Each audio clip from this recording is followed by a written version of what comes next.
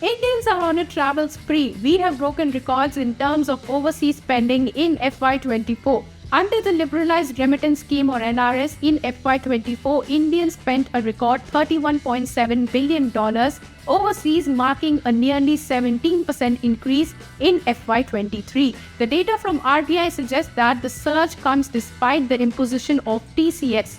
Let's analyze the data and find out what people were actually spending on and why did so many Indians travel abroad in the last financial year.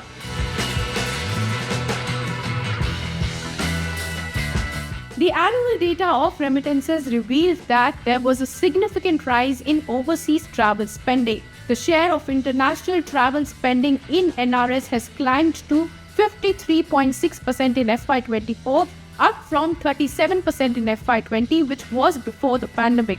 In FY23, outward remittances were at $27.1 billion.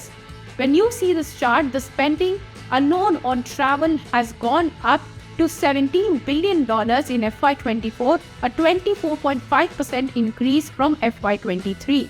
As per a report, in the first 3 months of 2024, 97 million passengers travelled through Indian passports. The report said that the rise may be due to improving incomes as the country's 31% population is in the middle class, and this was the data of October 2023. Now, this is expected to increase to 40% of the population by 2031, and it is also expected that India will become the largest global spender on travel by 2030 as per McKinsey and Booking.com report. However, the share of remittances allocated to education abroad has been on a decline. During the pandemic, education remittances accounted for 30% of the total in FY21. The share decreased to 26% in FY22 when the restrictions were lifted. Spending further fell in absolute terms to $3.4 billion in FY23 from $5.2 billion in FY22. So the share came down to 12% of the total remittances. In FY24, even as travel remittances increased, education spending remained flat, nearly at $3.5 billion. In contrast, Indians were spending more on maintaining relatives abroad, totaling to $4.6 billion than education spending. So are Indian students not going abroad for higher studies?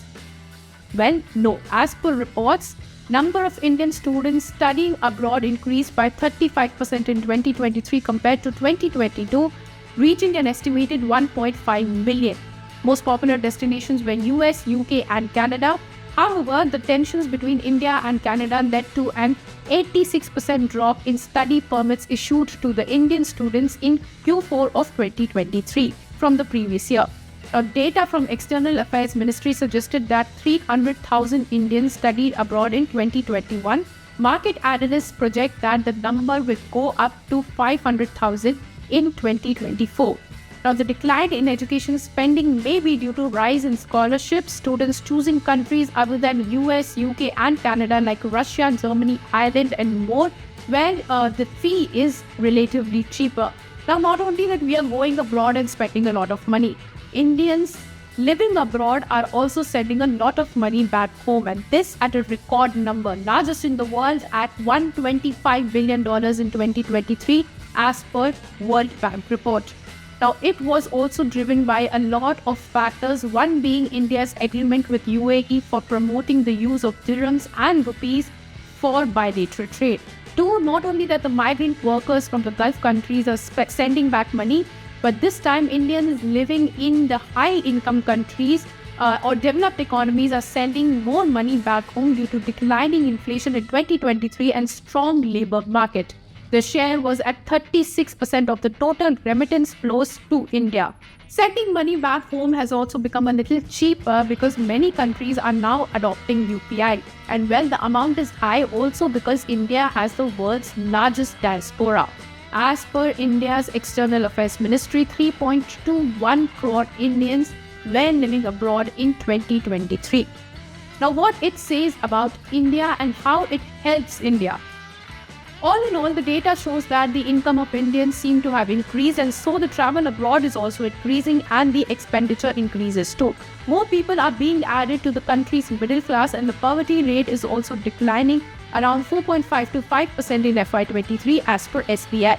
Now, since the spending is also more on the travel side, it shows that Indians are choosing leisure and luxury more. It also increases the tax collection in the country, as TCS is categorized as indirect taxes. In October 2023, TCS was increased to 20% from 5% on foreign remittance transactions under NRS. And the remittance inflows are also increasing, which means that the foreign inflows from relatives staying abroad have increased, and this also helps the economy, as increased remittances helps stabilizing the cash and provides a guaranteed source of income for the country. For more such news and views, keep watching ET Now. If you like this video, then like, share and subscribe to ET Now.